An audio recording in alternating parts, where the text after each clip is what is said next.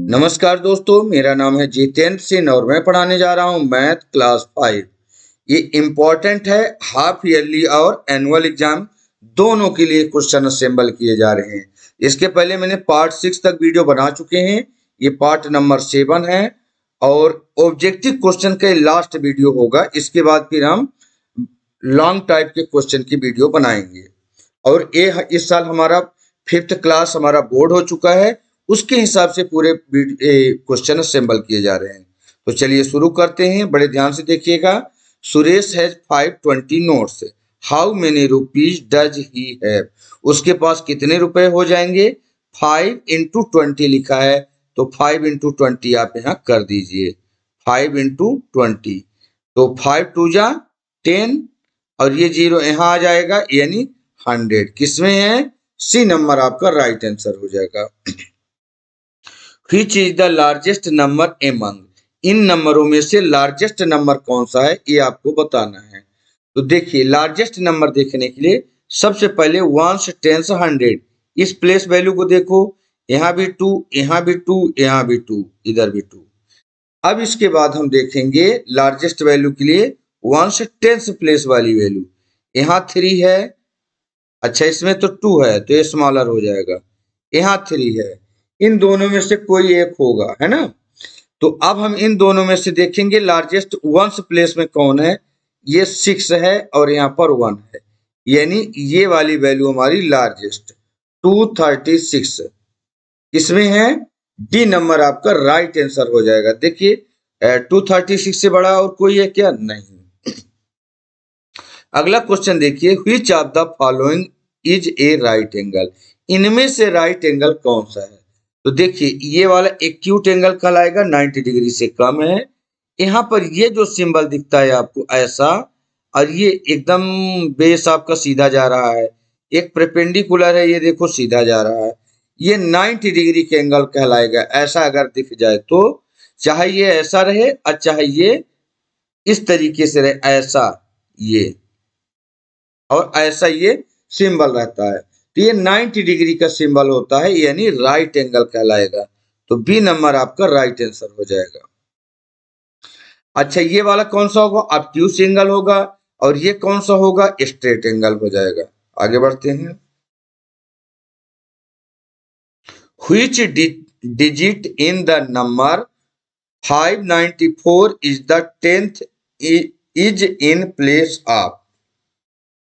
10th place में इसमें कौन सा नंबर है? देखिए वंस टेंस, 10th प्लेस में 9 है, तो आप 9 इसको ओके कर दीजिए, है ना। सी नंबर आपका राइट आंसर हो जाएगा।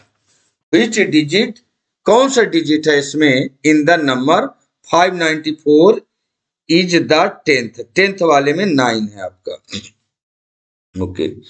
इन ए cricket match A player scored 59 and the other player scored 79 run, how many run were scored together. दोनों मिलके कितना रन बनाएंगे? तो इन दोनों को आप ऐड कर देंगे तो आंसर आ जाएगा। यहाँ चलिए ऐड कर देते हैं 59 और 79 को। 9 9 कितना हो जाएगा? 18, 18 की 8 आ जाएगा, 1 आपका कैरी आगे जुड़ जाएगा, तो 7 + 5 12 + 1 13, यानी 138। किसमें? देखिए बी नंबर आपका राइट आंसर हो जाएगा। बहुत स्मॉल स्मॉल क्वेश्चन है लेकिन बहुत वैल्यूएबल है। Savita brought 42 gift to distribute among her friend. सविता ने क्या किया? 42 गिफ्ट डिस्ट्रीब्यूट करती है, मतलब बांट देती है अपने दोस्तों में, फ्रेंड्स में। ऑन हर बर्थडे, अपने बर्थडे में। After distribution she is left with 2 gift. जब डिस्ट्रीब्यूट करने के बाद 2 गिफ्ट उसके पास बच गए, तो how many gift did she distribute. कितना गिफ्ट उसने डिस्ट्रीब्यूट कर दिया, ये आपको बताना है। तो देखो 42 तो टोटल थे, टोटल यहाँ पर बताया गया ना 42 थे, इसको मैं वो कर देता हूं, 42 थे। अच्छा 2 गिफ्ट इसके पास बच गए, तो माइनस कर दो 2, तो कितना बचेगा? इसके पास बचेगा 40। कितना बचा? 40। यानी how many gift did she distribute, कितने डिस्ट्रीब्यूट कर दिया, तो 40 डिस्ट्रीब्यूट कर दिया, और 2 बच गए, दोनों को ऐड कर दोगे तो 42 मिल जाएगा। The cost of A pencil is ₹3। What is the total cost of the pencil given in the picture. देखो यहाँ पिक्चर पर कुछ पेंसिल दिए गए हैं, इनका एक पेंसिल की cost of A pencil in ₹3, ₹3 एक की कीमत है। तो पिक्चर में देख के बताओ कि कितना बन जाएगा। तो 1 2 3 4, टोटल पेंसिल 4 है और एक की कीमत तो ₹3 है। 3 से मल्टीप्लाई कर दोगे, 4 3 जा 12 आ जाएगा। यानी 12 किस में है, ₹12। सी नंबर आपका राइट आंसर हो जाएगा। What is the number of horizontal line in the picture. इस पिक्चर में हॉरिजॉन्टल लाइन कितने हैं।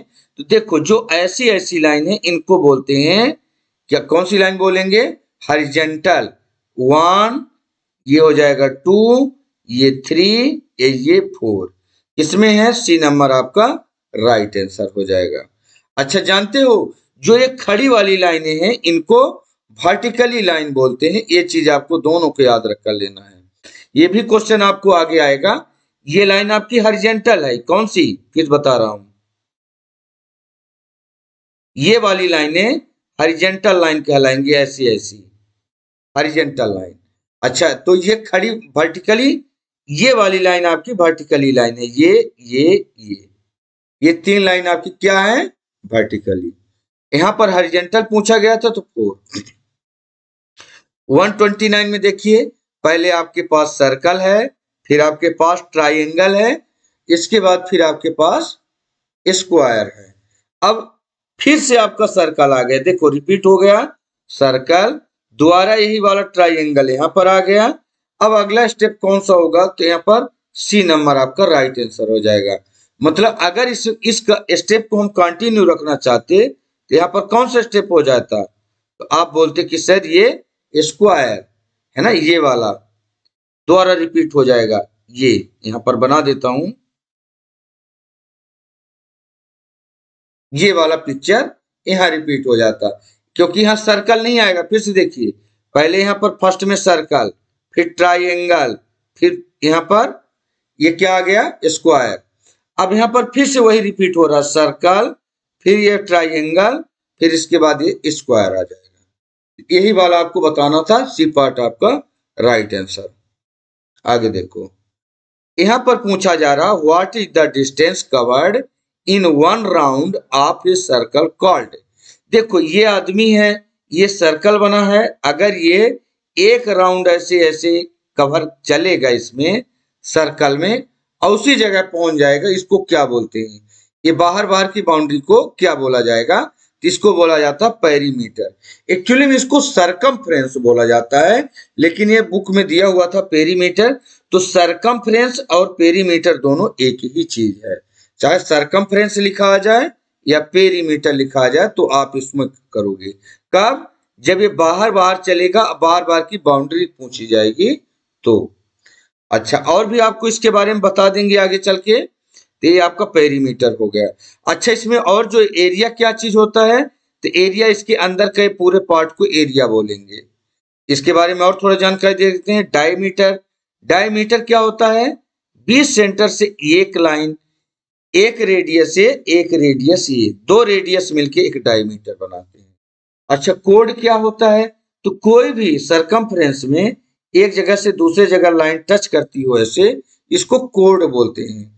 कई और सारे कोड हो सकते हैं, जैसे एक जगह ऐसे भी कोड बना सकते हो, ऐसे बना सकते हो। ये विथ डायमीटर भी एक कोड होता है, लॉन्गेस्ट कोड। एक्स्ट्रा जानकारी दिया, इतने जानकारी की जरूरत नहीं है आपको, इसमें आपको बताना था, तो ये आपका पेरीमीटर पूछा जा रहा है। 31 में है, which of the following is an asymmetric figure. इसमें असमेट्रिक, समेट्रिक क्या होता है और असमेट्रिक फिगर क्या होता है, ये हम जान लेते हैं। तो देखो समेट्रिक का मतलब होता है एक जैसा दिखने वाला, उसको बोलते हैं समेट्रिक, ठीक है। तो जैसे ये वाला आपका घड़ा है, घड़ा बीच से अगर ये आधा कट गया आपका, तो जितना आधा दिख रहा उतना आधा इधर दिख रहा है, ये दोनों सिमेट्रिक हो गए, एक जैसे दिखेंगे, है ना। तो ये तो सिमेट्रिक है। एक काइट है, काइट आधा यहां से अगर काट दिया जाता है ये ऐसे, तो जितना हाफ दिखेगा ना वो हाफ दूसरा भी ऐसे दिखेगा। ये बकेट है, हाफ जितना ये दिखेगा आधा ये भी दिखेगा। लेकिन ये जो ये दिया दिया हुआ है यहाँ पर, तो यहाँ पर आप देख रहे हैं कि यहाँ पर बीच से अगर ऐसे काट दिया जाएगा इस जगह से, यहाँ से मतलब लाइन कर दिया जाए, तो एक जैसा नहीं दिखेगा, ये अलग है ये अलग है। इसका मतलब ये असिमेट्रिक, जो सिमेट्रिकल नहीं है, मतलब एक जैसे नहीं दिखेगा अगर उसको लाइन से अलग अलग कर दिया जाएगा, तो इसका डी पार्ट है। What is the number of vertical line. अब यहां वर्टिकल लाइन आ गई इन द पिक्चर। वर्टिकल मतलब ये वाली लाइन, खड़ी खड़ी लाइन, 1 2 3, कितने हैं 3। राइट आंसर आपका 3 हो जाएगा। अच्छा इसको क्या बोले थे, अब पहले इसके पहले बताए थे horizontal line.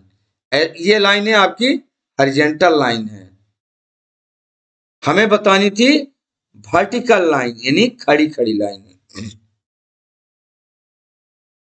which of the following option shows the decreasing order of capacitance. मतलब इनका डिक्रीजिंग ऑर्डर बताना है कि सबसे बड़ा कौन है, मतलब सबसे ज्यादा स्टोरेज है, फिर उससे कम, फिर उससे कम।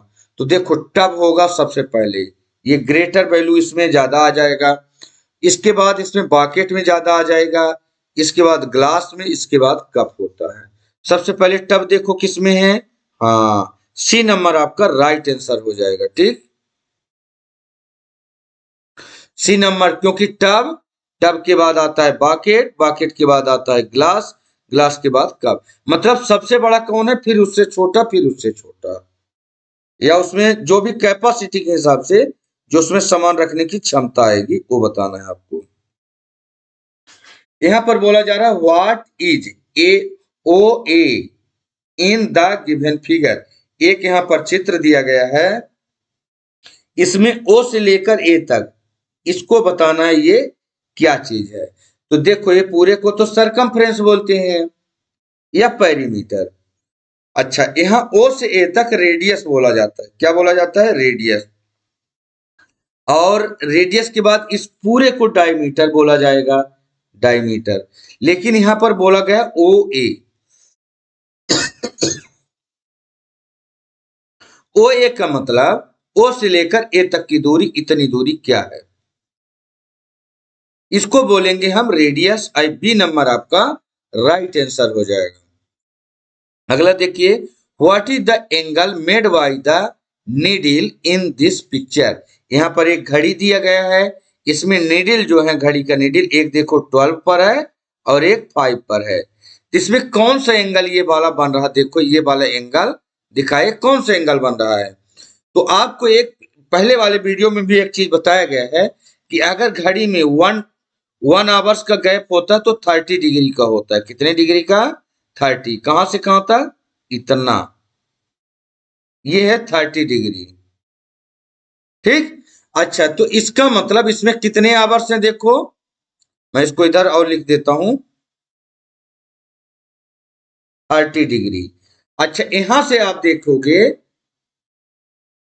टोटल कितने आवर्स हैं, 1 2 3 4 5, यानी 5 आवर्स का गैप है इनके बीच में। तो 30 इंटू 5 इजकल टू हो जाएगा 3 5 जा 15, और ये वाला 0 यहाँ ऐड हो जाएगा। ठीक, यानी 150 डिग्री, जो कि देखो 90 डिग्री को होता है राइट एंगल, 90 से ग्रेटर है तो ऑब्ट्यूस एंगल हो जाएगा, ऑब्ट्यूस। बी नंबर आपका राइट आंसर। अच्छा एक्यूट किसको बोलते हैं, एक्यूट अगर कोई 90 डिग्री से अगर कम है तो।